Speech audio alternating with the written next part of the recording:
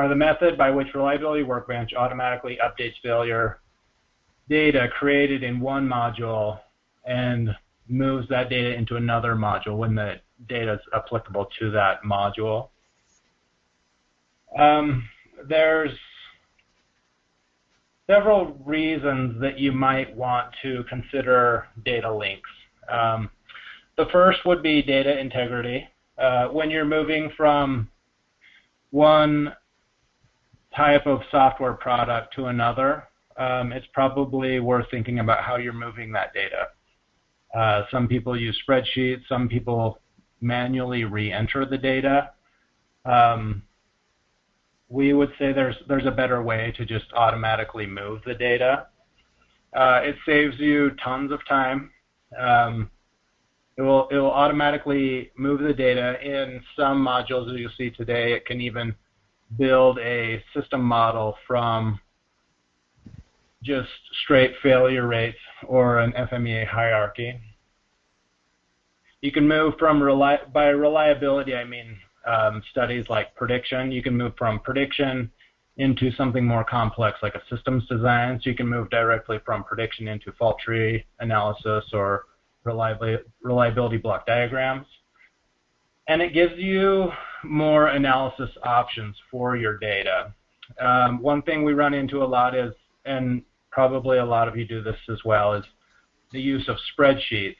And I've been reading up on this. I found an interesting article in Forbes that says, sorry, your spreadsheet has errors. And from a study that they did in 2014, they decided that about 88% of spreadsheets have errors. About 1% of the cells that you enter into a spreadsheet potentially has errors.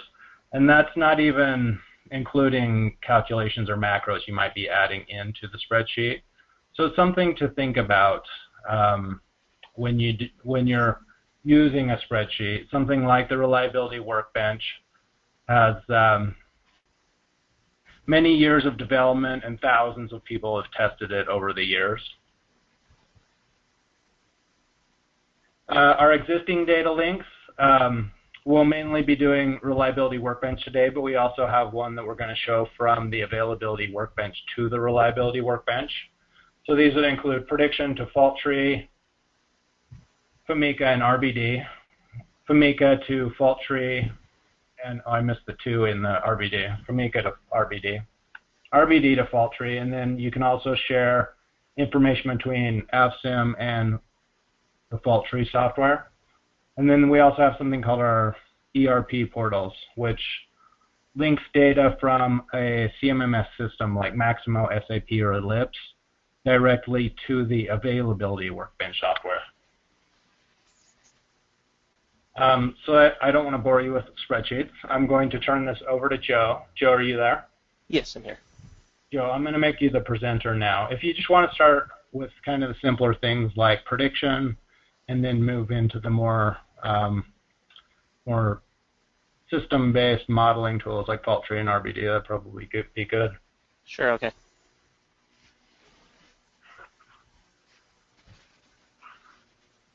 Here we go. Okay, so I'm sharing my screen. I'll give it a couple seconds for it to update on your end. But you should be able to view my screen, and I have Reliability Workbench open right now. Just one thing before we get started, I forgot. Since everybody's muted, there's quite a few people in the meeting, so you're all muted. If you have questions, on the right-hand dialog, there's an option to add questions. If you add questions into that dialog, I'll either answer them, or if it's something that's applicable, I'll bring it up during the meeting so Joe can take a look at it. Okay, sorry, Joe. Yeah, no problem. Right, yeah, so I don't have time. When I'm presenting, I'm not usually looking at the chat or the GoToWebinar panel. So if you have a question, Jeremy will be reading through them. He'll probably answer most of them directly right back to you, but if it's a good question or something that a lot of people are asking, he'll probably bring it up. I'll stop periodically through the web meeting so we can go through, cover those questions. Okay, so just to give a little context for the data linking. The data linking is actually one of the reasons that Reliability Workbench as a tool exists to begin with. I actually looked it up. Even though company Isograph is over 30 years old. Our Reliability Workbench package was only first released in August of 1998. It combined a lot of our previous tools, like our fault tree tool. We had prediction tools. We had a FMEA tool. And we put them all together into one package starting in 1998. One of the advantages, one of the reasons for that, was that it allowed easier data sharing between those different diverse packages. Because let's face it, a lot of people aren't just doing the FMEA or just the fault tree. If you're doing both of those, you're probably doing them on the same system, and you need to be able to easily share data from one to the other. So that's the way it was with Reliability Workbench. With Availability Workbench, that was first released in 2007, and did a similar combination for our AvSim, RCM cost, LCC, and libel tools. And again, it's primarily to facilitate the transfer of data between these different analysis types that people are frequently doing in combination. So we'll start by looking at the Reliability Workbench, and I'll just show some of the options for transferring data. Now, the webinar topic is on data links, and that refers to a specific feature in it. I'll be talking a little bit more generally about data transfer in general. Data linking refers to the ability to actually have a failure rate from one module directly tied to a failure rate in another module. And I'll show that in just a minute. But data transfer just allows you to take any or all data from one module and put it into another module. So let's start from the very beginning. At the top of the list of our modules is prediction. If you're using prediction, if you're unfamiliar with it, basically what it is it helps you figure out the failure rate for electronic components based on the kind of electronic component and its usage, what environment is it placed in. So if you don't know your failure rates, you can use the prediction modules to figure them out. Okay. But once people figure out their component failure rates, usually they're going to use that in some sort of systems analysis, a fault tree or a FMEA or something like that. So once they've performed their prediction, and I already have a completed prediction file, they're going to want to take that into one of the other modules. So I'll start, again, simple, start at the top, going from prediction to FMEA. There's a couple ways of transferring that data. Let's start with the most general one. I can use the special functions menu option, and I have a prediction hierarchy to FMEA option. And that will take this entire prediction hierarchy, all the blocks and components on the left-hand side, and copy them into the FMEA module. So let me just run through that right now. It'll give you a confirmation dialog first. Are you sure you wish to create the FMEA hierarchy? Click yes. And now it took me over, I jumped over to the FMEA module, and if I expand this, let me just click expand all. There's my prediction hierarchy now in the FMEA. So now I can start doing my failure modes and effects analysis. And this way, I already have the failure rates they came across. If I select one of these blocks here, you'll see the failure rates, 18.3951, came from the prediction module. That was this, actually, let me see. Was that the first one that I'm looking at? 18.3951. If you're wondering why that discrepancy, why is the failure rate different here? Because then in the prediction block, if I jump over to the prediction block, you'll see the failure rate is 0.0184. So you might say, that doesn't look like it linked very well. I'm getting a different failure rate for the components in prediction than I am for FMEA. Well, the data linking is actually very clever. The reason for the different failure rates is because I've specified different units in my prediction than versus in my FMEA. We go to my prediction options, we'll see that my units are in failures per million hours. And my FMEA, I think they're going to be in something different. Let's see what they're in FMEA. They're in failures per 10 to the 9th hours. Basically failures per billion hours. So because I specified my failure rate units, not only will Reliability Workbench transfer the failure rates, but it also does the multiplication to convert the failure rates to the units from whatever module I was started in to whatever module I'm ending in. So it did the little unit conversion to convert from predictions failures per million hours to FMEA's failures per billion hours. So that's one of the advantages to using this. If you're manually typing in the data, it might not automatically do that. One more thing that you can do, this isn't directly related to the data links, but Jeremy mentioned this is an option for saving time. transferring data is one of the ways you can save time by not having to re-enter all this information. So if you take all this information into a FMEA and you start building a FMEA from the prediction, well, what's the next step of a FMEA? Anyone who has performed it, you can probably tell you adding the failure modes would be the next thing to do. In prediction, you just create the blocks and figure out their failure rates. But in FMEA, you're going to want to track the individual failure modes of each component, and then how those failure modes propagate and cause higher level end effects and things like that. This is a part of the traditional FMEA analysis. So that would be the next thing. Now that we have this data in FMEA, we'd have to go through each one of these blocks, these component blocks, add the failure modes, and again, that's still going to be a little bit of work, right? So we simplified the process of adding the hierarchy, but we still have a little bit of work to do with adding the failure modes.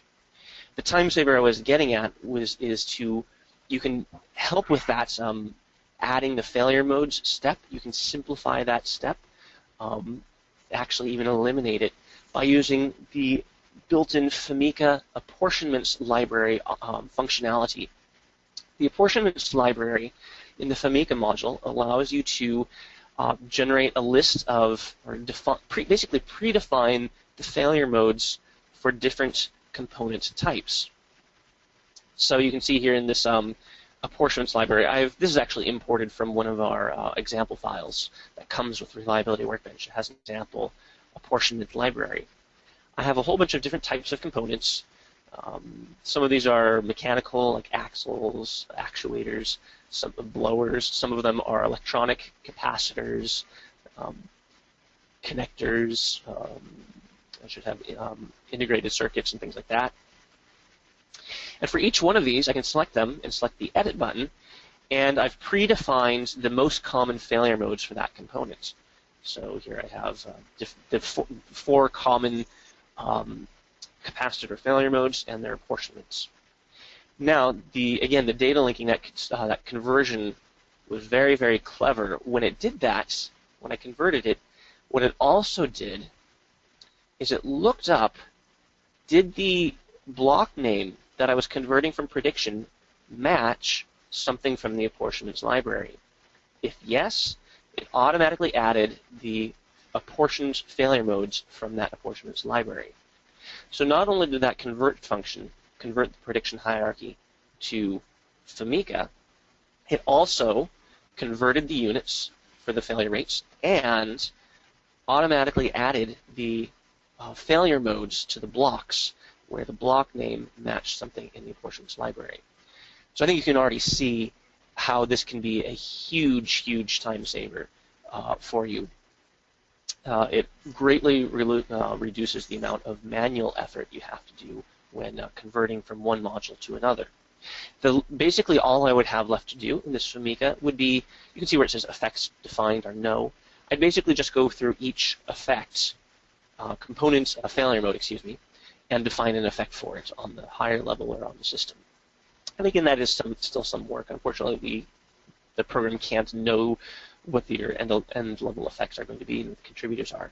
So sorry, it doesn't do everything for you, but it does have some features to greatly reduce your the amount of work you have to do.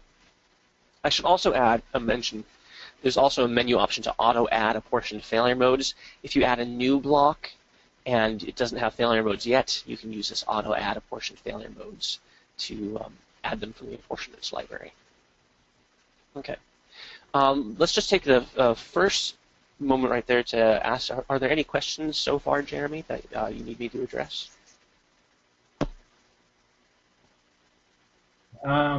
No, I can address them. Okay. So, I've been pretty clever so far, right? So I've converted it from prediction to FMEA. It added the failure modes and did the failure rates. But I actually haven't really even used the data link option, which is what presumably this webinar is about. So let's start talking about the data linking. Where that comes into play is, so I've started building this FMEA, and the next question that comes up is, okay, so now suppose I go back to my prediction. I go back to my prediction hierarchy, and I update this information. Suppose we get new information, or we update the one of these components. I update this capacitor here, change its operating environment or something that updates the failure rate. How do I get that information back into the FMEA? Because now that there will be a data mismatch, right? If I change this information here, so let me see what can I change that will affect it. If I change the voltage stress ratio, that's a good way of okay, you can see the failure rate dropped in the capacitor. Now it went from what was a 0.01 to 0.008, something like that. So now I want to get that new failure rate into the FMEA, because this is now old information. So what do I have to do? Do I have to now manually type that in? Well, no, and that's where the data linking comes in. And you may have noticed this little data link button right down in the lower left corner. Data linking allows you to link this FMEA failure mode to a prediction block, or as we'll see it a little bit later, you can actually link it to other projects. You can copy data from another project, another file on your computer, and have this prediction block linked to it. So let me select this data link button here and just run you through the data link definition. Basically, I'm telling the program, what do I want to link this to? Something in this project, in an external project, or a parts library maybe. I'll say this project, I want to link it to the prediction block, and then I basically just choose the block to link it to. There's a little binoculars icon, so we can look for a particular one. In this case, it was capacitor 1.1 was the one that it came from. So I can define that data link between the FMEA and the prediction, and now you can see it says active. So now there's a link between them. Notice the failure rate is now grayed out, and it automatically sets the value here. Now you might say, oh, that seems kind of cumbersome to have to go through each block manually to find those data links. Well, yes, it would be. Typically, you would only use this manual data definition, or data link definition, in special cases. If I copied this whole hierarchy from prediction, I probably want those data links to be created automatically. And yes, there is an option to do that. Let me show that.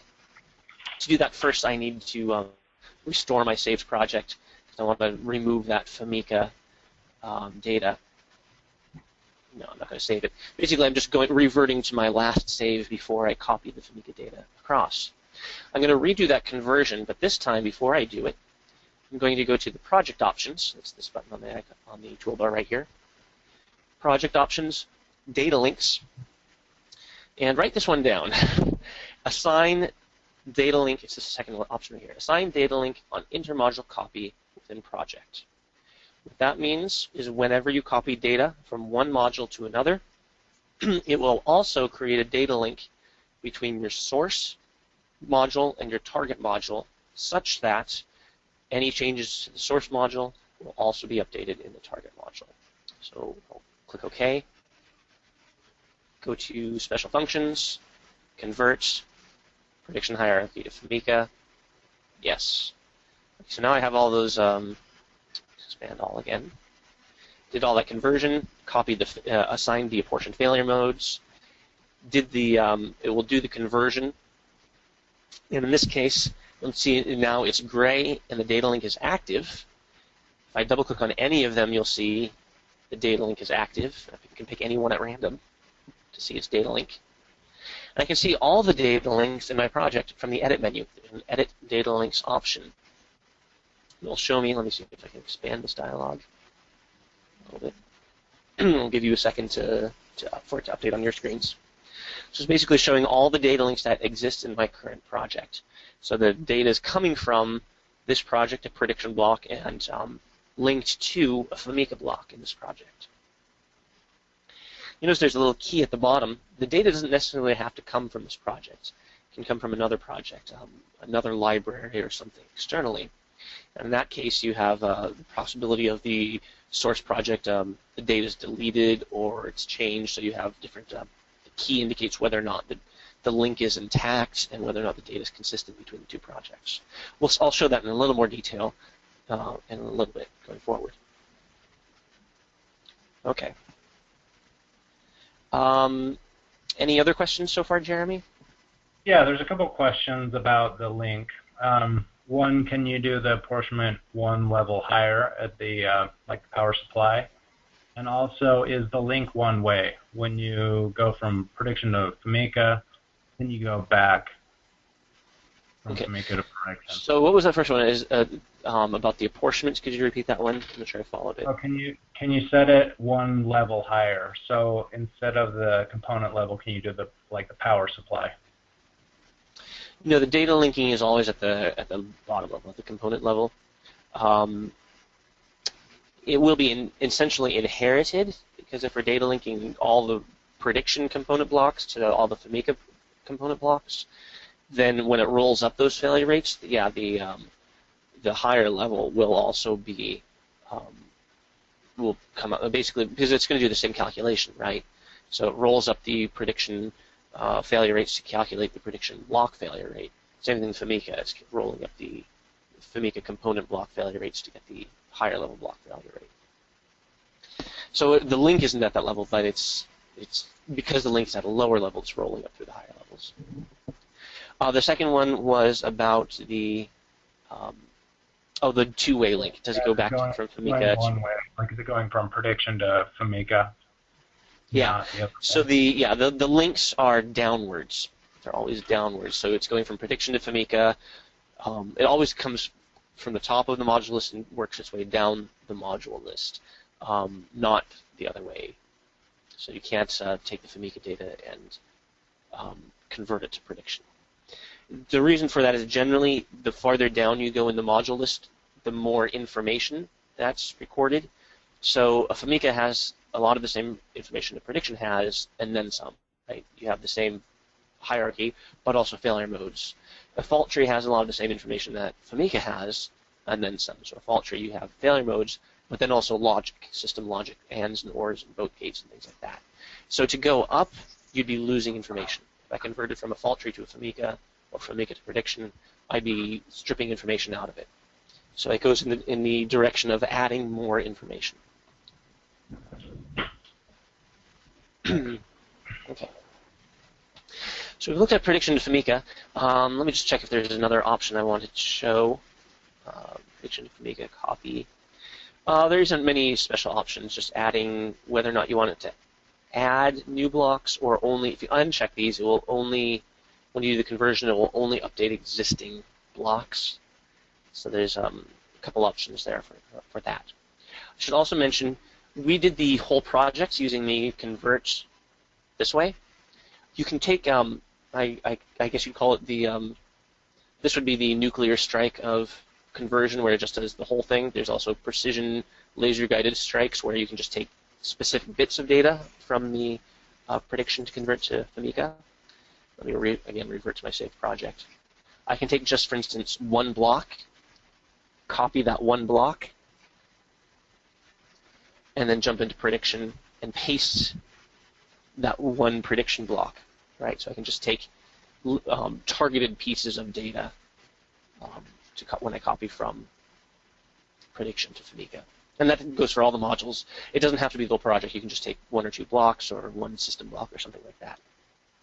It occurs to me this may be what that question earlier was about, copying at the higher level. Maybe it was more along those lines of, can you copy at the higher level rather than the component? I don't know. Yeah, so you can choose exactly what data you want to copy between modules rather than doing the whole file. Okay, let's move on a little bit. From that, we've been stuck in prediction and FMEA, so let's bring the RBD and fault tree into the mix.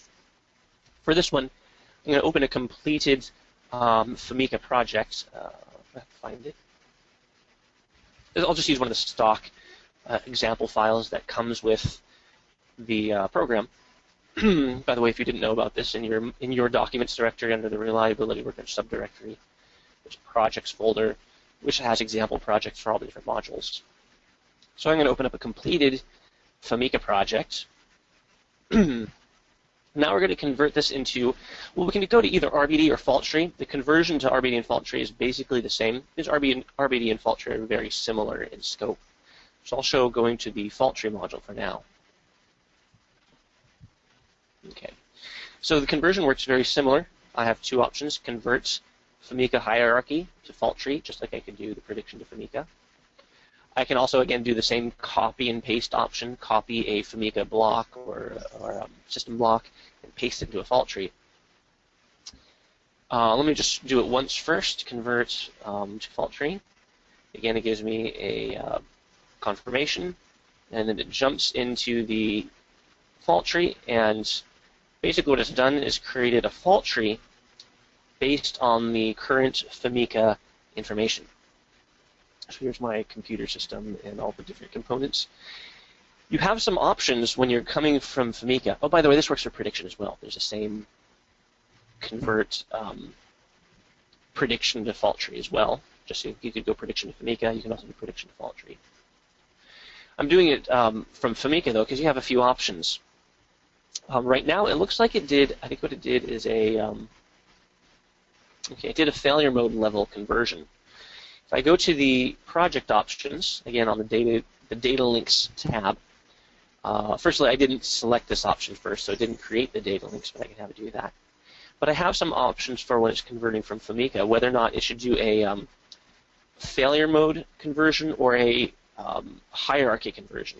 If I uncheck this option, it will convert the FMEA hierarchy, the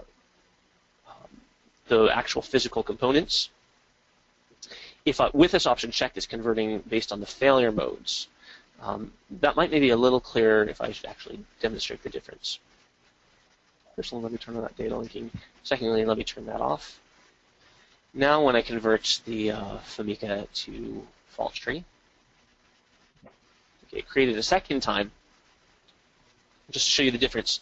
This is the failure mode hierarchy within the FMEA. It's basically showing the failure modes and their contribution through intermediate end effect failure modes.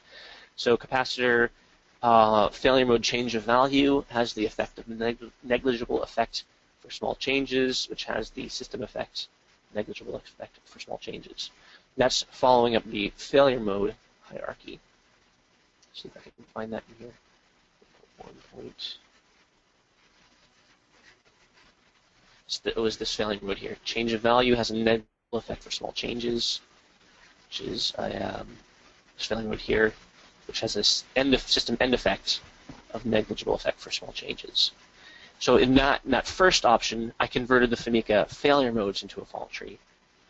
In the second option, let me jump back to the fault tree. Open it up. I'll give you a second for it to update on your computers. And the second option is actually the physical, I guess you'd say, the component hierarchy. So it's now, instead of the failure modes, it's showing me the memory unit, the CPU board, the ROM board, and the individual components, the capacitors, the resistors, transformers, etc. Okay. So you have options for how you want to convert it. And again, in the second option, it should have created data links. In fault tree and RBD, the data links are not to the basic event. Rather, they're to the failure model. We'll create a failure model with that data link. So if I edit the assign failure model, you'll see there's the data link button there. It's listed as active. You can select it and see that it's linking to a FMEA block. You'll also notice, might be hard to see, I hope it's coming across, but the field is actually grayed out. The failure rate field is grayed out. I couldn't type anything in here if I wanted to. I don't know if you can hear me hammering on my keyboard. It won't let me enter a failure rate because that's being inherited from FMEA. Okay. Any questions on that, on the prediction or FMEA transfer to fault tree or RBD? If you want me to show it from prediction to fault tree, or if you want me to show it going into RBD, let me know. I can go over that, although it works basically the same way. Let's do a quick one going from prediction to RBD. Sure. Okay. Again, let me open a. Well, I'll take that example file. I had it open earlier. Let me make sure my RBD is blank. Yeah, there's nothing here. Okay, so to go from prediction to RBD, again, I'll turn on. If you're wondering why I keep having to turn on this option in the data links. This is the project options, so it's unique to each project file. So every time I open a new file or revert to my save changes, this option becomes unchecked, so I have to go back here and check it. So just remember to if you need that data link option checked, always go through here and check it beforehand. Okay, prediction to RBD, data copy and transfer. There's just a couple options, whether or not it should include the component blocks or, oh, this also answers that question, I think, of whether or not it copies the components or just at the higher level. If you uncheck this, it won't copy the component blocks, it just does the higher level.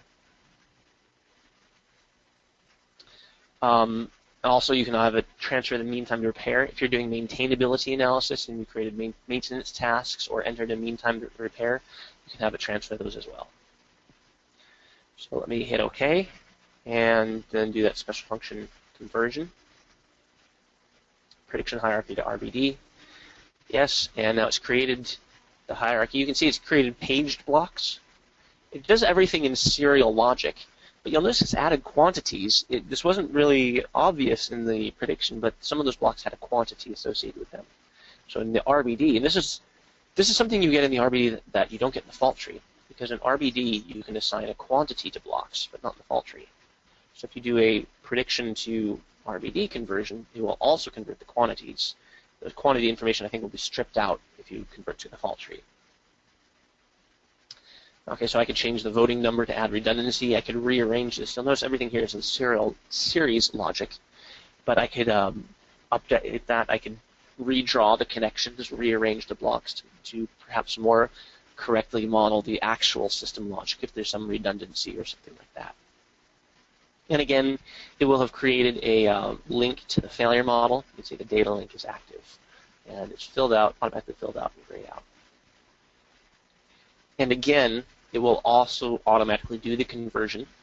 If you've set a units, here my units are unspecified consistent, but if you directly specified your failure rate units, then it will also convert them.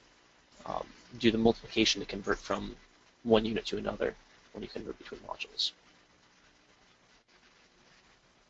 Okay, so that's prediction to RBD, and again, it's similar to prediction to fault tree. Are we ready to continue, or was there another question? Yeah, I think we're ready to continue. If any of your questions that don't get addressed, I'll probably send out a spreadsheet after with all the questions and the answers so everyone can see them. Okay. Okay, so what's next? That generally covers. Oh, actually, no, that doesn't finish the RBD links. So far, we've only been looking at data links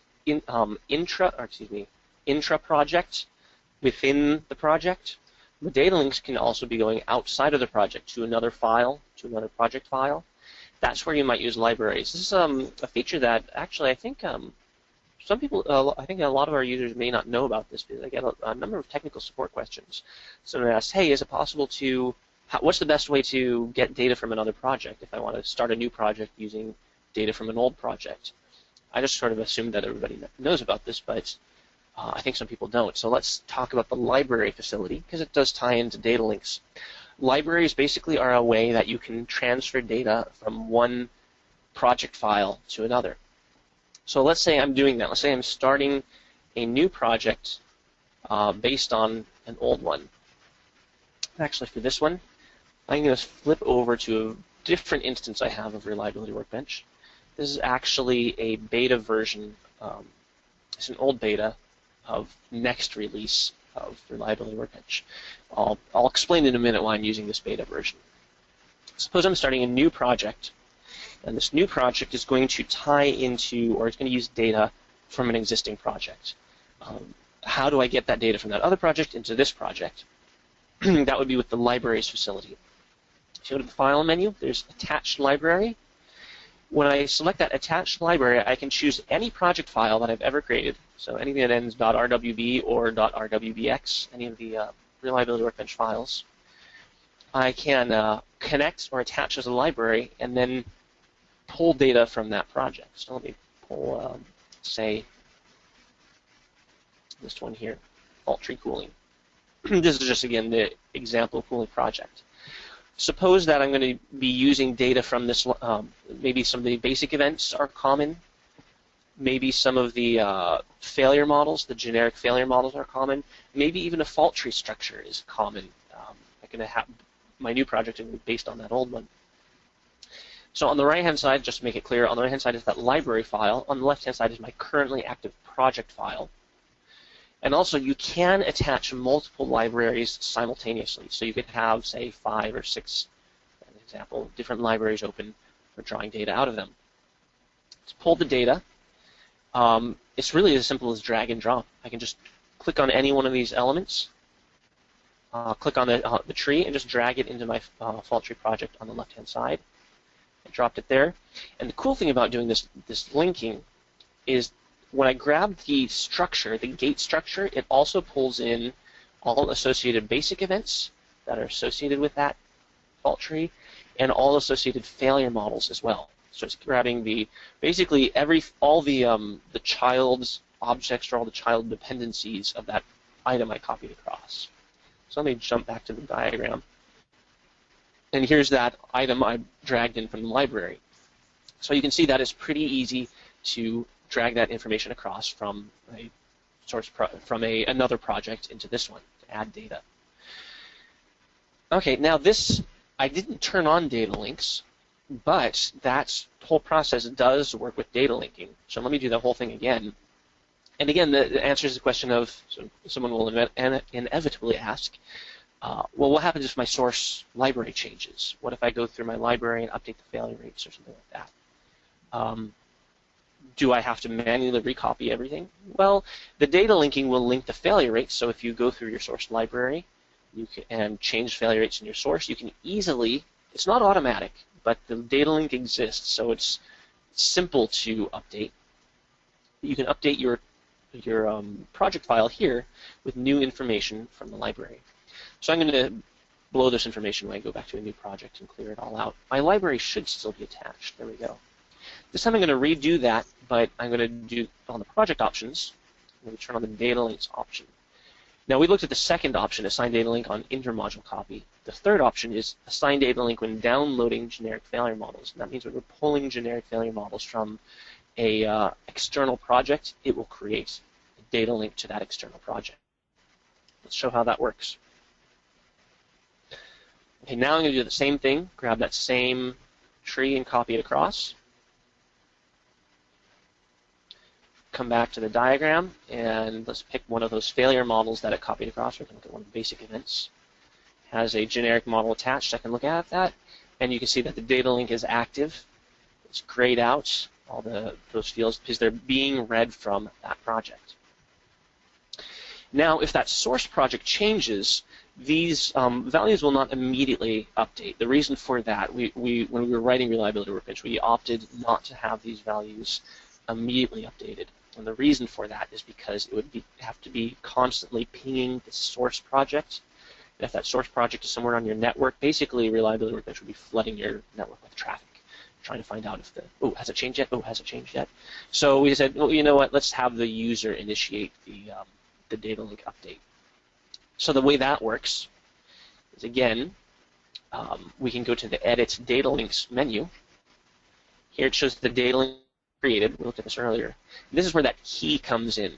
If I update my source project, I change the failure rates, this will indicate whether or not the data matches. So intact inconsistent means it found the link exists to the other thing, but the other item has a different failure rate. It was changed in the source file.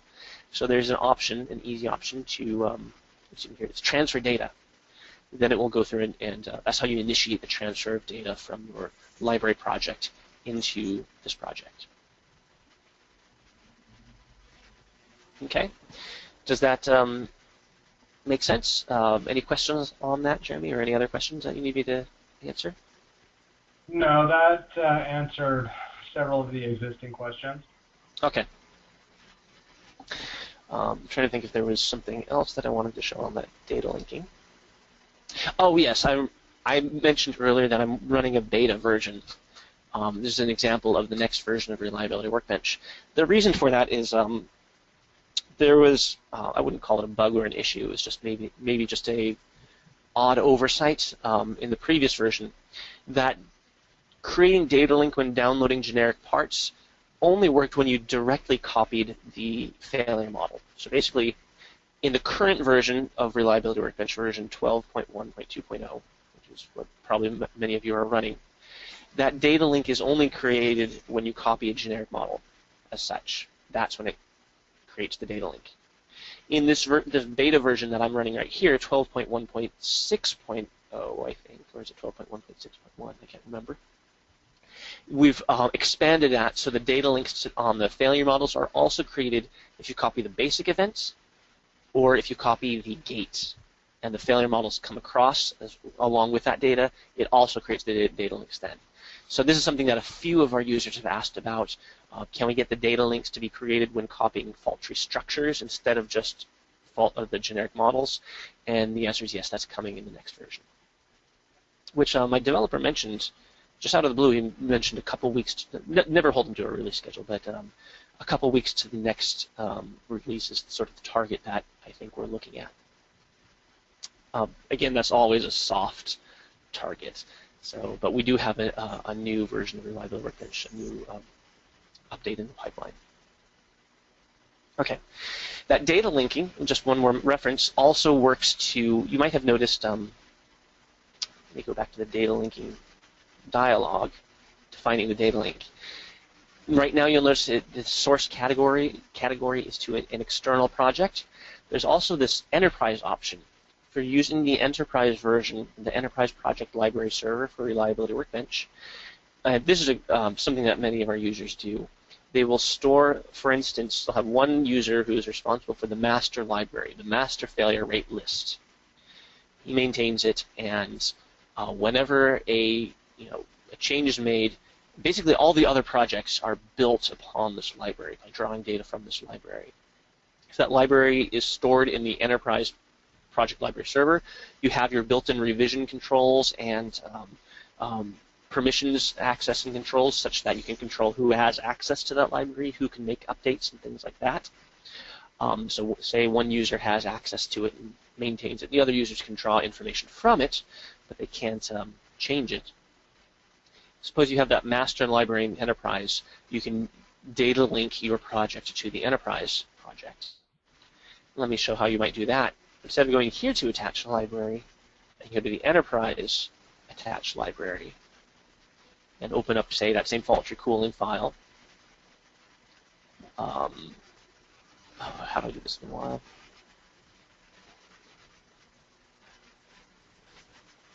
I can't even remember how to check it out. Oh, this view library. There it goes. It should check it out, and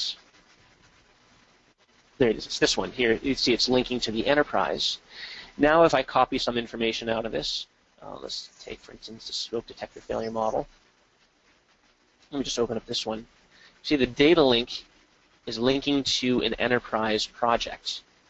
So now if my my project lead who maintains the enterprise library, if he makes a change, then I can have it updated here.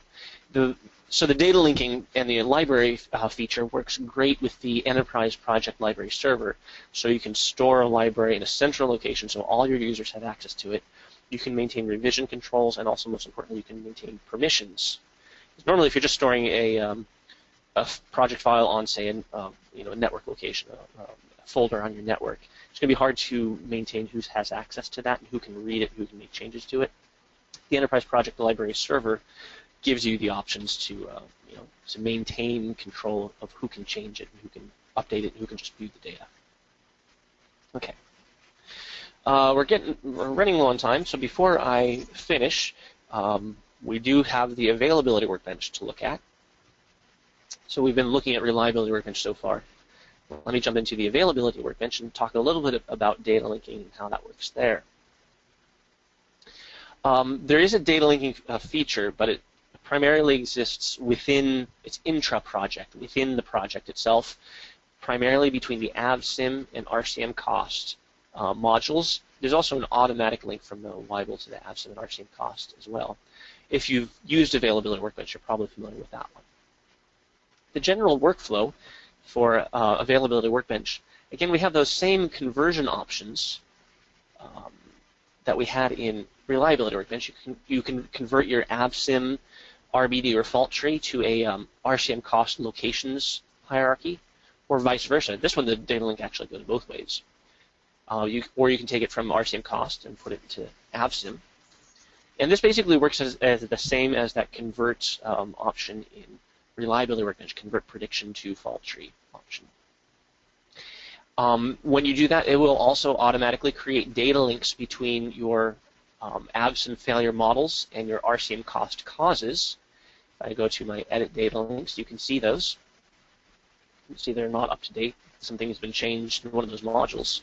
This allows you to, for instance, let's build an AVSIM module, and then I want to optimize my maintenance tasks, so I'll convert it to RCM cost. And I already have it built in RCM cost. We go through, we do our maintenance optimization. Let's run my PM optimization for this one.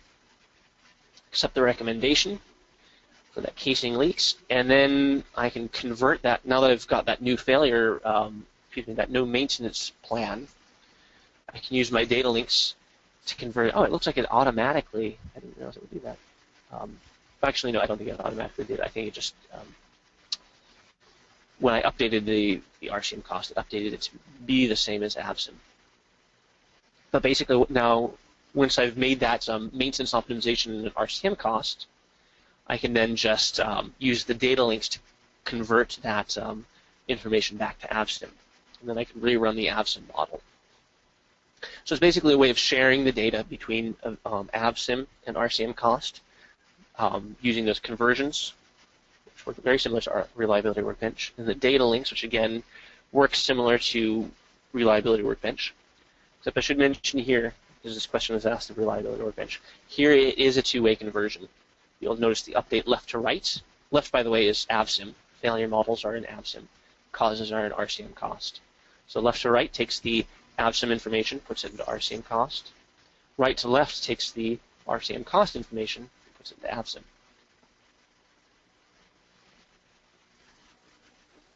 So if you make changes, it's primarily like the failure rate information or the maintenance task information, resources, task durations, task intervals, things like that are what will be copied when I go back and forth. Okay. So again, that's designed to facilitate the sharing between the modules. Well, before I move on, let me ask, because I went through that very quickly, are there any questions on that? No, the only questions that came up were going from AVSIM to fault tree. Okay. That was the very next thing I was going to go through. This is actually a fairly new feature. I don't remember exactly when it was added. I will say within the last 5 years. You'll notice now in the later versions of AVSIM, starting in I think version 2.1 or version 2.0, I don't remember, there's a read Reliability Workbench version 11 project file. Well, it doesn't have to be version 11. It could be version 12. Same thing in Reliability Workbench. There's a read Availability Workbench project file. So we added these pretty recently, and it allows you to basically take a project file from one and open it in the other. So let me open up my fault tree cooling. Open up this window. There is one catch, one caveat. The file has to be saved using the XML format extension. You may notice when you save a project, the default is it saves it as an RWB file. There's also this option for .rwbx. So what's that X? That means XML format. Remember in 2007 when the new Microsoft Office came out, and all of a sudden all our Word documents went from being called .doc to .docx. Same thing with Excel, from .xls to .xlsx. You're wondering why the extra X? That just indicates that it's XML format. Well, Isograph did the same, similar thing at a similar time. Actually, in 2007, when Availability Workbench was released, we went from a .awb file to a .awbx file, meaning that the file was in XML format.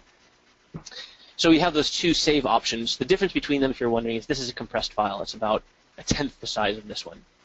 The that is the .rwb will be a compressed version and a smaller file size than the .rwbx.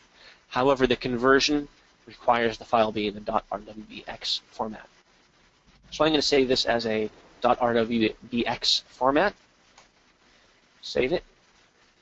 And then I can take that into, oh, that's the wrong one. Here we go, Avsim. I want to go jump over to my Avsim module.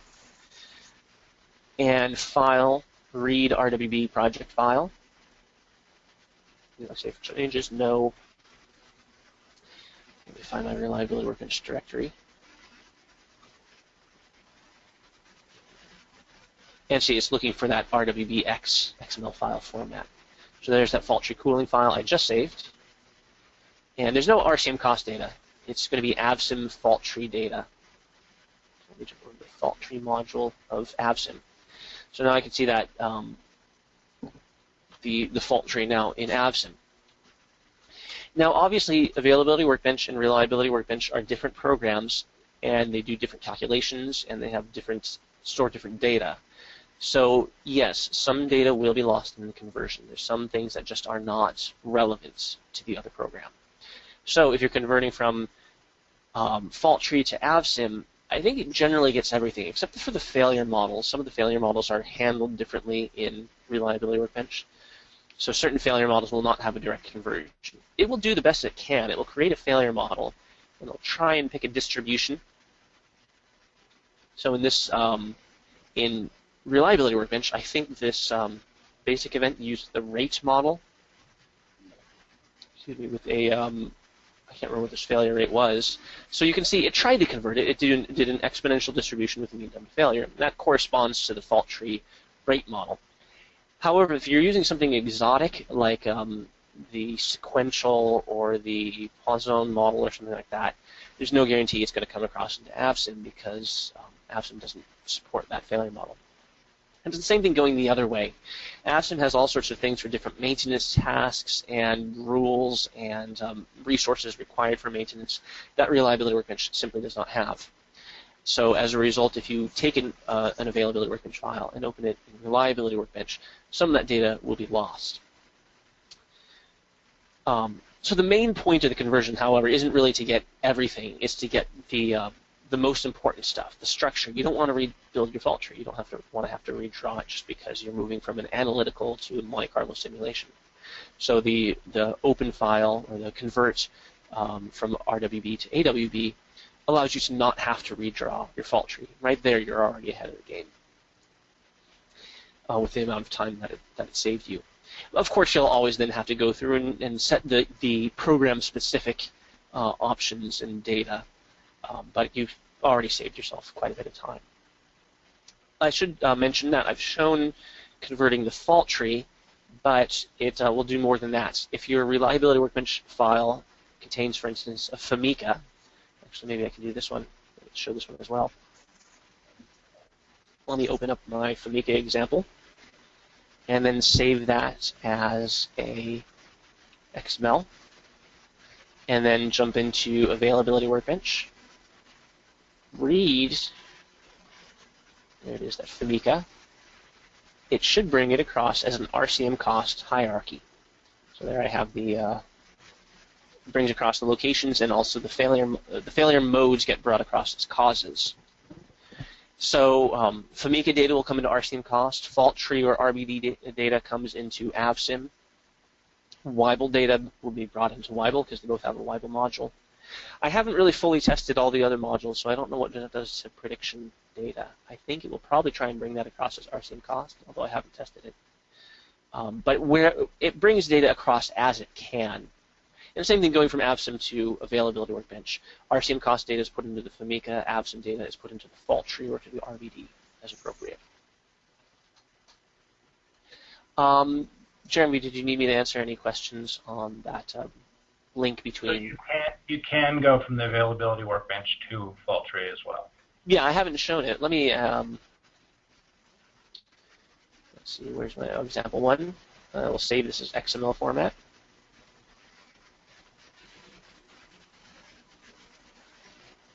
Okay. Now let me jump back into Reliability Workbench. wrong option there. File, read AWB project file. It's going to be saved in the Workbench. So it brought the RCM cost project as a FMEA, and the AVSIM project is an RBD. And again, it had to make, on the failure models, it had to make adjustments or where it could. It couldn't bring across all the data. It didn't bring across resources or maintenance tasks or things like that. It brought across what it could, but there's always going to be some discrepancy between the two.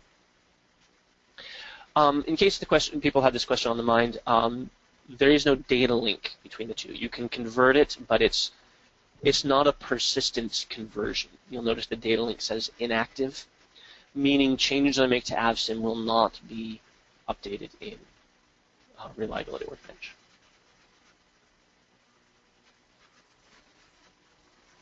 Okay. Anything else? Any other questions? No, I think that's it for now. I think we have about 2 minutes left, so we're about out of time. Yeah. Okay. Well, that concludes my portion. Jeremy, did you have any closing slides? Yeah. Well, most of you already know me, but if you need to get a hold of me or have any additional questions after the meeting, please let me know. Here's my contact information. And we look forward to any requests for future webinars. I'll be sending out a list of all the questions that were asked and the responses to those questions, as well as a recording of this meeting. We'll record this meeting, and it'll be accessible on the GoToMeeting website, and I'll also upload it to YouTube. Sometimes it's easier for people to do it on YouTube. But thanks for attending today's webinar. Thanks, Joe, for the presentation, and we'll look forward to hearing from you. Okay, thank you, everybody.